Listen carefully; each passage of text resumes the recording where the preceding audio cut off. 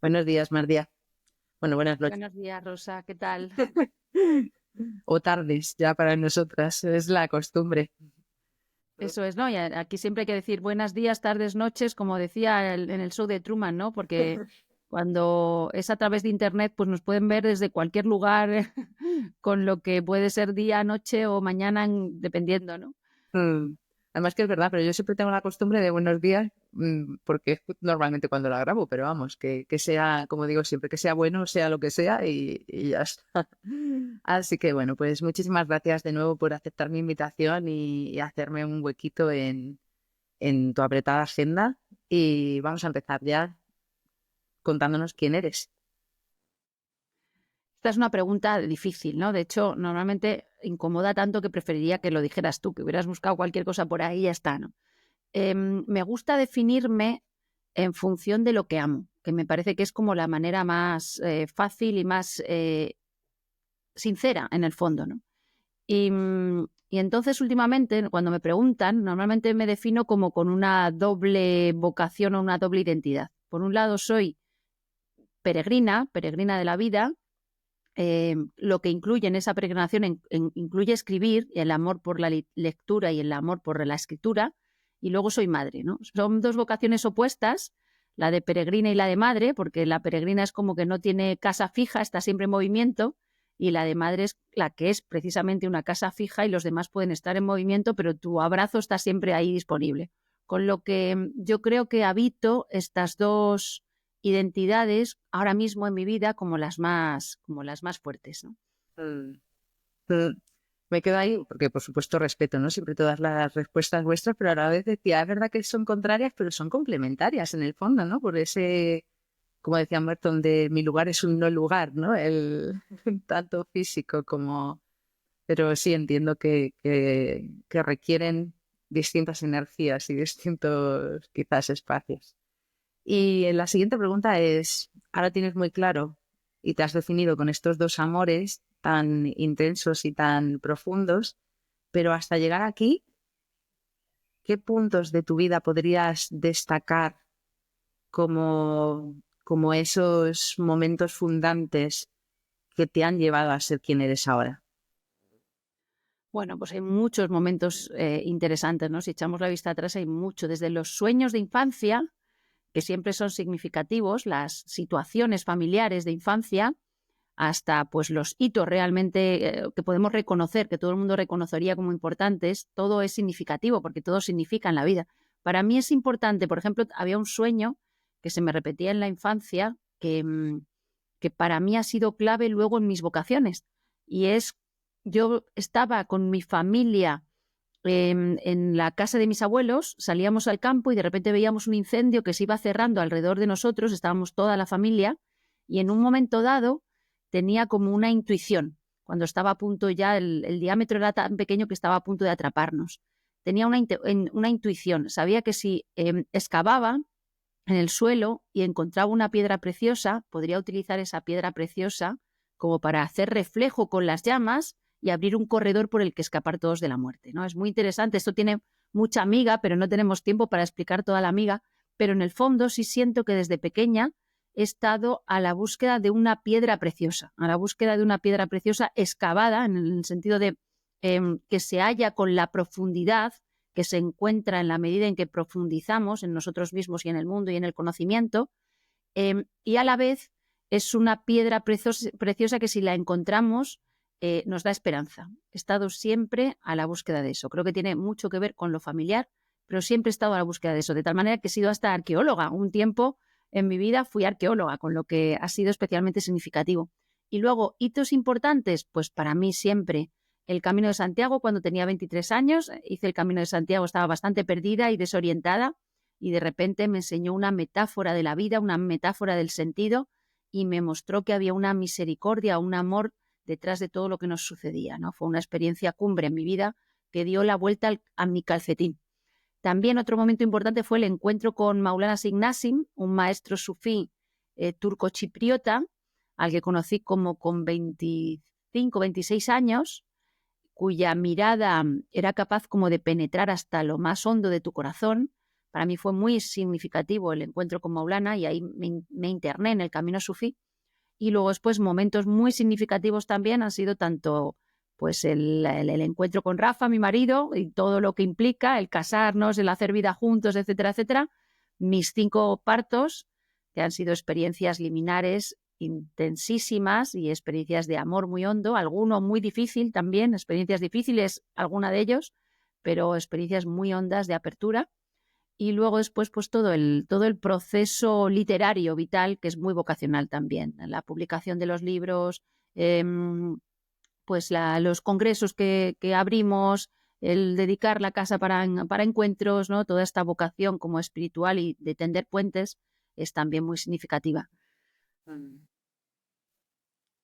Que resumen así precioso de salto en salto. Y como te gustan las palabras y además es una destreza tuya, ahora te voy a dar yo también así como una pequeña vuelta de tuerca para que elijas una única palabra que pueda hacer así como un resumen o ensalzar algo concreto de tu vida. Adelante. ¿Tengo que elegir yo palabras? Sí. Creía que me ibas a decir tú palabras y yo, vale. O sea, no, pero si quieres, mira, yo estoy abierta también, no doy nada que no quiera responder. O sea, que si tienes una propuesta, yo también me brindo a ella. Pero hasta ahora siempre es decirte que tú la elijas. Pero puede ser una palabra, si te viene un poema, un libro, lo que tú quieras, ¿no? Abrirlo un poquito más, pero sí me gusta siempre como ir a sintetizar a lo máximo, ya que has podido resumir tu vida también, pues un poquito más. Para mí la palabra que más definiría como mi búsqueda interior, incluso mi identidad, tendría que ver con el entusiasmo. Es una palabra preciosa que en griego significa pues tener a Dios dentro, y yo creo que me ha acompañado con mucha fuerza durante toda mi existencia, ¿no? Y creo que es algo que puedo transmitir. Cuando escribo, lo que más transmito creo que es eso, que es entusiasmo. ¿Y cuáles consideras tuyos como dones o talentos, estos que recibimos para luego ofrendarlos al mundo, que más te ayudan para también contagiar tu entusiasmo? A ver, dones, vamos allá. Bueno, tengo mucha fuerza de voluntad, o sea, capacidad de trabajo, digamos. Soy muy trabajadora, muy estudiosa. Si tengo que estudiar, estudio mucho. Cuando escribo me concentro mucho. En el trabajo me concentro mucho también. Tengo como seriedad, responsabilidad, ¿no? Hay a veces que eso genera problemas, porque eso tiene su cara oscura, ¿no? Que es cuando eres excesivamente responsable. Y entonces también esa capacidad de compromiso y de voluntad también tiene una cara oscura. Pero en otros aspectos de la vida, pues me ha ayudado mucho. Y sí, como mucho capacidad de compromiso y como una cualidad que no es tanto mía, porque es una falta de, y esa cualidad tendría que ver con la sed. Es decir, tengo como un anhelo de sentido, un anhelo espiritual, pero un anhelo sobre todo de sentido de la vida, desde que era pequeñita, muy hondo. Y eso es más bien un vacío, no es un lleno, sino un vacío. Pero eso ha impulsado una búsqueda constante que de alguna manera me ha llevado como a vivir aventuras muy interesantes, ¿no? Estas serían como las cualidades básicas, creo. Respecto al vacío, hoy en día, ese que es una pregunta también como la primera, ¿no? Un poco preguntas trampa. Pero ¿consideras que ya está más lleno o el anhelo de búsqueda continúa intacto? Creo que no se agota nunca. O sea, que en la medida en que te acercas a la fuente, cada vez a la vez tienes más sed, ¿no? A lo mejor hay personas iluminadas en que ya han llegado como a esa paz espiritual y no necesitan más. En mi caso, no he llegado a ese punto. Pero sí es cierto que el anhelo, en la medida en que tu vida poco a poco se va centrando o se va orientando, no es un anhelo tan desesperado, ¿no? No es una sed así como insoportable. Deja de ser insoportable. Sigue siendo un anhelo muy hondo, pero ya está más ligado a la fuente. Ya por lo menos sabes que la sed es sinónimo de la fuente, pero cuando hay una sed y tú no tienes claro si hay fuente, no tienes claro a dónde te diriges Y entonces es muy difícil, ¿no? Porque ya se llega fácilmente al vacío existencial, a un vacío que puede ser incluso autodestructivo, ¿no? En ese punto ya no estoy. O sea, sí siento que estoy en un punto en que he descubierto que hay un sentido, que hay una unidad de fondo en el ser, he experimentado eso a lo largo de mi vida y entonces lo que intento es ponerme en la medida de lo posible y dentro de mis limitaciones grandísimas al servicio de eso, con lo que eso ya me genera una orientación. No he llegado y no creo que llegue nunca a esa fuente, pero estoy orientada, es decir, ya sé hacia dónde camino. Y ese hacia dónde caminas, ese para qué o tu sentido, que lo has descrito al principio, pero me gustaría si puedes concretar un poquito más, ¿cómo lo definirías? Bueno, yo esto lo descubrí cuando hice aquella vez el Camino de Santiago con 23 años, que iba muy perdida, había acabado la carrera de historia y no tenía ni idea de qué quería hacer con mi vida. Sí sabía que me gustaban algunas cosas, porque no sabía lo que amaba, pero no tenía mucha más idea. Y de alguna manera el Camino de Santiago fue para mí como tan purificador, un proceso tan intenso de autodescubrimiento, que al final del mismo tuve la sensación de que había nacido, y además así es como lo recojo en Peregrina, en uno de mis libros, había nacido para ser testigo de la maravilla, ¿vale? Cuando digo de la maravilla me refiero, había nacido para ser testigo del sentido, ¿bien? De que hay un sentido detrás, o para reencantar el mundo. Entonces, de alguna manera, todo lo que propongo hacer, lo más auténtico que propongo hacer, siempre tiene que ver con esto, con este compromiso de reencantar el mundo y de tejer puentes entre los términos opuestos, ¿no? Hay algunos puentes que nos interesan especialmente a Rafa y a mí, ¿no? Porque los compartimos mi marido y yo, el puente entre la ciencia y la espiritualidad, el puente entre Oriente y Occidente, el puente entre lo material y lo espiritual, el puente también entre la vida familiar concreta, la maternidad y lo místico. Es decir, todos esos puentes son parte de mi vocación, tejer todos esos puentes. Yo sí, cuando te leía ahí un poco, porque yo también vengo del mundo científico, más además investigadora, científica, tal, y lo mismo, ¿no? Tuve también que hacer ese puente que durante mucho tiempo, ya lo he dicho en otras, eran como vidas paralelas e incluso una oculta a la otra. O sea, a mí mi parte más mística, que no se enteraran mis alumnos o que no me pudieran ver, ¿no? Y no sé realmente para ti, o sea, para mí sí que tiene sentido estos puentes, porque sí que, no sé, yo voy experimentando que es las caras de la misma moneda, ¿no? Y que en el fondo, pues siempre han estado unidas, por mucho que hayamos querido separarlas. Pero realmente tampoco sé ese puente si tiene palabras o si realmente se puede tejer de una forma concreta, como has dicho, ¿no? Bueno, es que sé que se puede porque vosotros lo estáis haciendo y tú lo haces, pero no sé, ¿no? Y esto es, por supuesto, como todas mis preguntas, también como esta curiosidad mía interna de cómo podríamos hacer llegar a más gente, que parece que como nos tenemos que identificar con un mundo o con otro, que pudiéramos estar abiertos a todos. No sé si tienes respuesta o si no se queda aquí abierta para que sigas tejiendo los puentes. Muy interesante, la verdad, la cuestión. Yo creo, en mi camino personal, creo que el puente es siempre el símbolo. Tiene que ver con lo simbólico. Entonces es necesario pasar de un paradigma analítico, porque claro, un paradigma analítico siempre tiende a separar el sujeto del objeto y en medio hay un abismo. La materia y el espíritu y en medio hay un abismo. Es necesario, para tejer ese puente, abrirse a la posibilidad de pasar de un pensamiento analítico a uno más bien sintético o a un pensamiento analógico en el que la clave está en la relación, ¿no? Necesitamos abrirnos a un paradigma relacional. Esto sí se ha hecho a lo largo de toda la historia, sobre todo en las artes. Son las artes, la literatura, la pintura, la poesía, sobre todo. La poesía tiene aquí una función fundamental, las que han generado ese puente a través del símbolo. Pero claro, el símbolo siempre vela y revela. Si tú quieres agarrar el símbolo y meterlo claramente en un diccionario y acotar completamente su significado y aprenderlo como si lo agarraras y tenerlo ya todo claro, entonces el símbolo se escapa.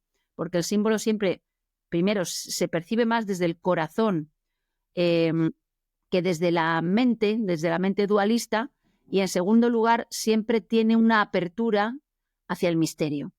Entonces, no es posible agarrarlo nunca del todo, no se puede agotar nunca su significado. Yo creo que el camino va por ahí, ¿no?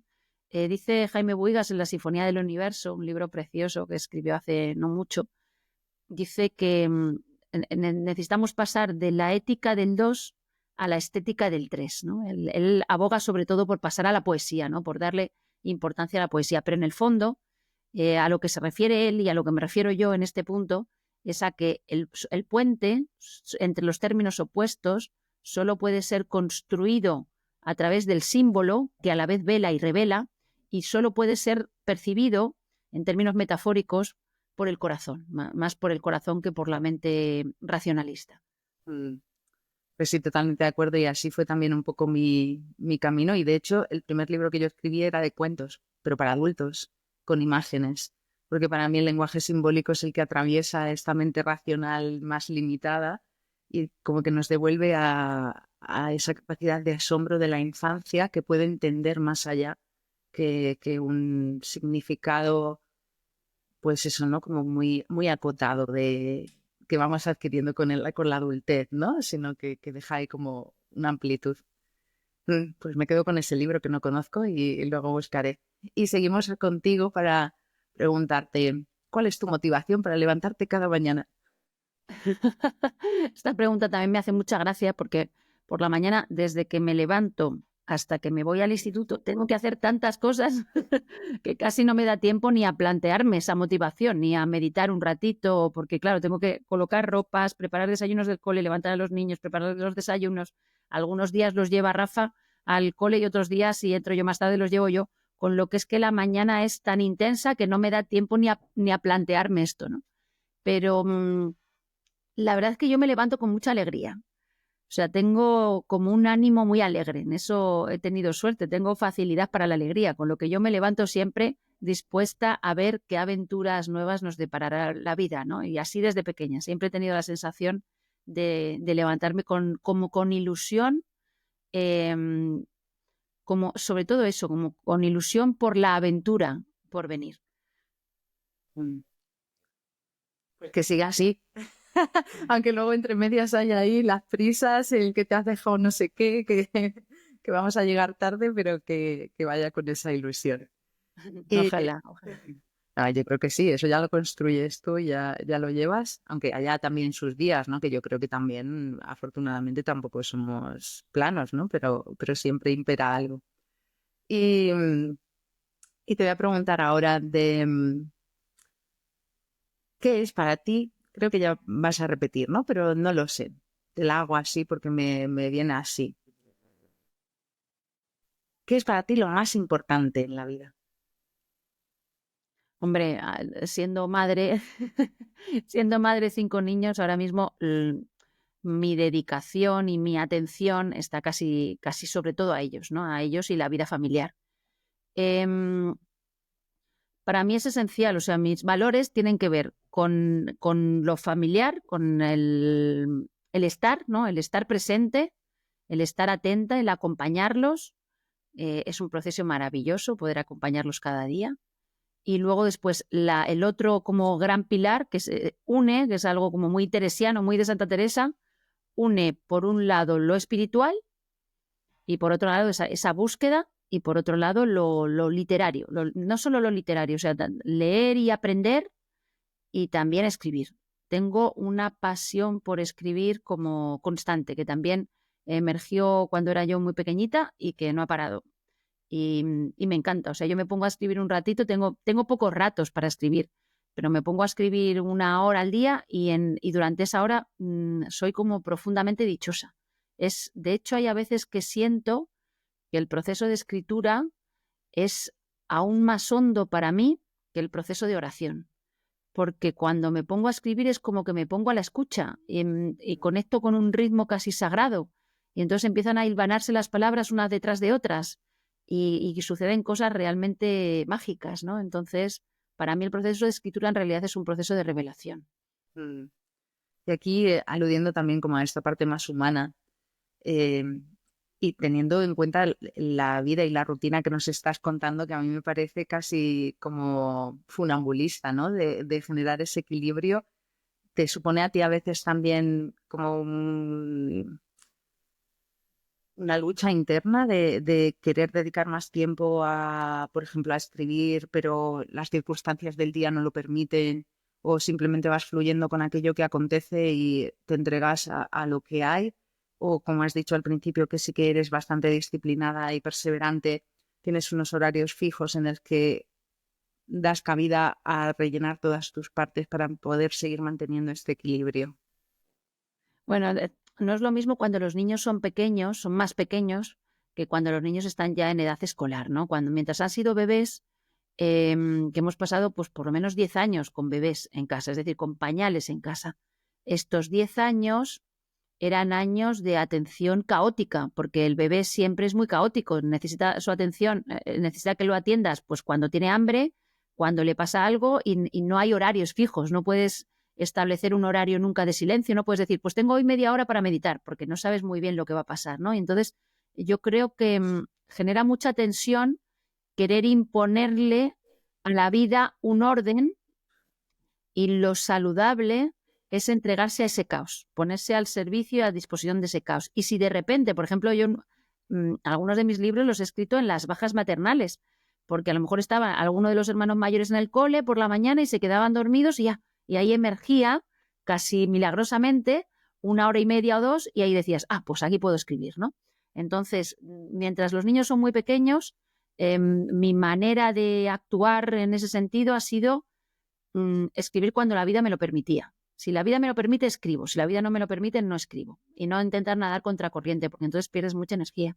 Ahora ya que ya van creciendo y que ya tienen, pues ya tienen horarios de escolares fijos y pues tienen algunos sus extraescolares.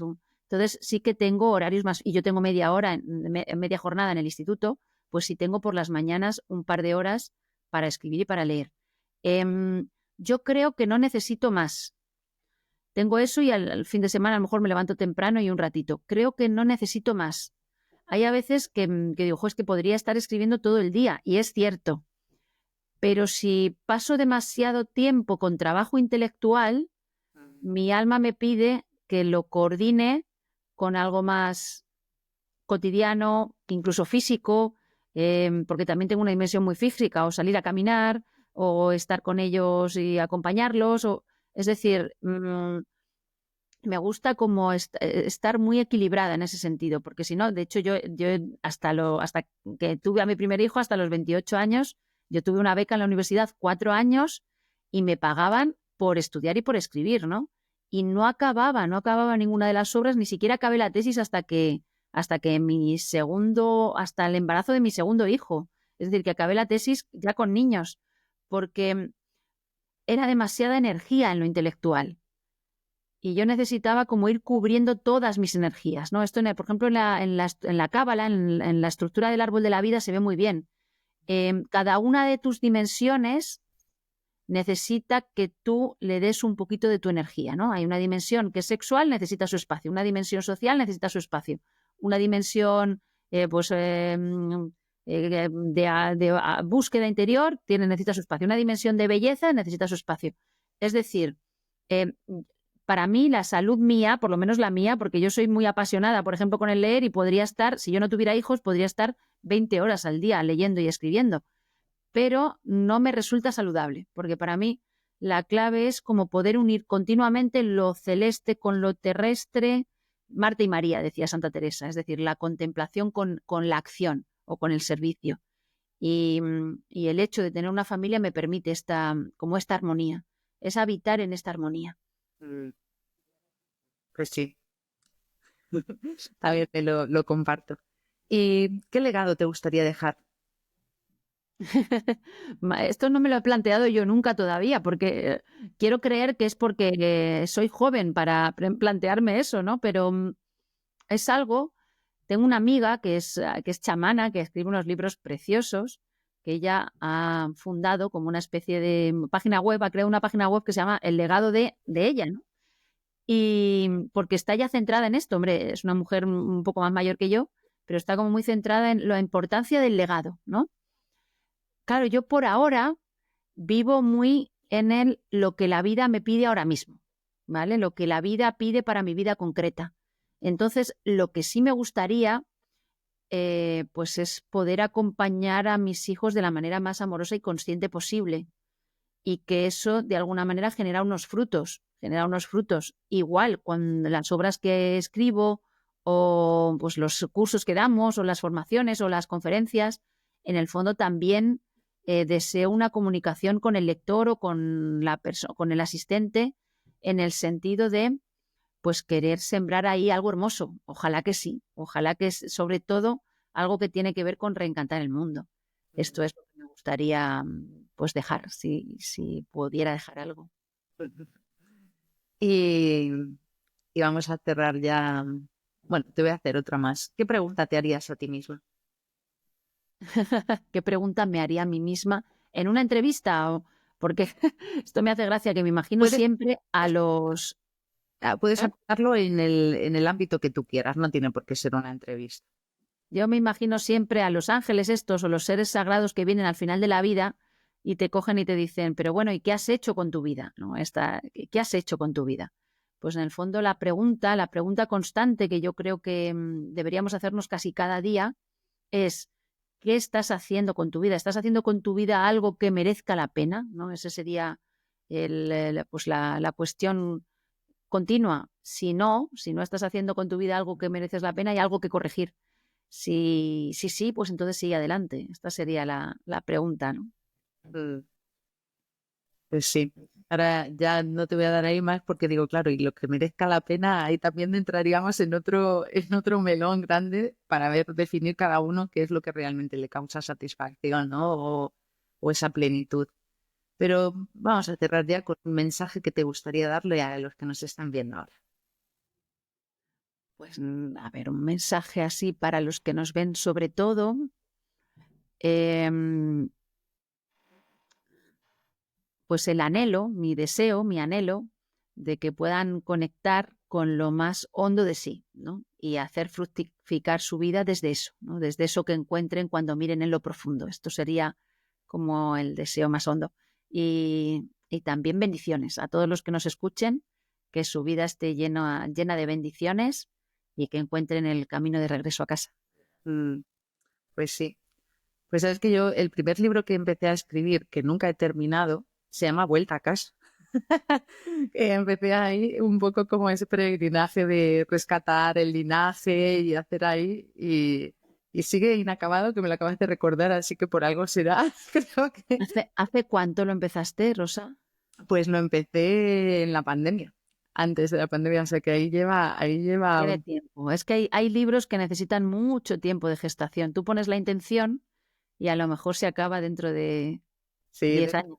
de todas formas, yo creo que ahí también no había tejido todavía este puente entre mis dos partes y quería hacerlo más complejo porque no quería nombrar como los nombres verdaderos, y entonces me inventé ahí una paranoia de nombres de África y de la tribu y no sé qué, que empezó muy bonito, ¿eh? También he de reconocer, pero luego tenía que mirar qué personaje era cada cual porque no me acordaba de lo compleja que había sido la estructura, ¿no? Y entonces empezaron a colarse otros personajes y otras historias que es así que han ido saliendo. Y como tú dices, ahí está, o sea que no es que lo he borrado, ahí queda, pero ahora cuando lo has dicho es que me ha recordado por eso, ¿no? Porque ese fue mi primer anhelo de escribir, y obviamente siempre es como para mí misma, ¿no? Como tú has dicho, para mí también la escritura es un proceso de transmutación profundo y de dejar que aparezcan, pues eso, ¿no? Esos, no sé cómo ni llamarlo, ¿no? Pero que sí que sorprende hasta el que parece que está escribiendo. Así que bueno, un placer enorme de conocerte un poquito más, María, de que tu generosidad siempre al compartirte y esa naturalidad y la espontaneidad con la que te abres y te entregas, porque realmente nunca sabemos, ¿no? Qué es lo que va a acontecer. Así que Muchísimas gracias, Rosa. Me siento ahí sentada contigo en ese sofá. el spa. Solo nos falta el té. Y yo lo tenía aquí, pero me lo he terminado hace un ratito ahí la infusión Pues sí, la verdad es que yo igual y es una satisfacción enorme de este espacio de intercambio porque así lo siento con cada uno que os brindáis y también como ese intercambio, ¿no? Bueno, pues ahora me llevo pues parte de tu mensaje, de tu anhelo y deseo que tú también recibas parte de mis bendiciones y que puedas seguir tu camino con ese entusiasmo y con esa energía tan luminosa y tan bonita. Mm. Muchísimas gracias, Rosa. He estado muy a gusto, la verdad. Mm. Me he sentido muy cercana a ti, o sea, con mucha empatía contigo. Mm. Igualmente. A ver si la vida nos da la oportunidad y nos vemos físicamente. Y mientras tanto, pues seguiremos comunicados en esta red y en estos puentes que vamos cada uno tejiendo desde lo que nos dictan. Y nada, los que nos escucháis también, que gracias por acompañarnos. Y pondré también tu información. Pásame, por favor, todo lo que quieras de vuestro canal de YouTube, de las próximas formaciones, que además se va a publicar el Sábado Santo, que dije, mira, aquí. Así que, Muy así que bien. por algo será también. Y nada, pues todo lo que quieras o la forma en la que puedan contactar contigo, o libros, etcétera, pues para que el que lo vea y todavía no te conozca, que supongo que serán pocos, pues que puedan acceder a ti. Bueno, pues Muchísimas gracias, un Rosa. fortísimo abrazo y a seguir con ese equilibrio. Adiós. Chao.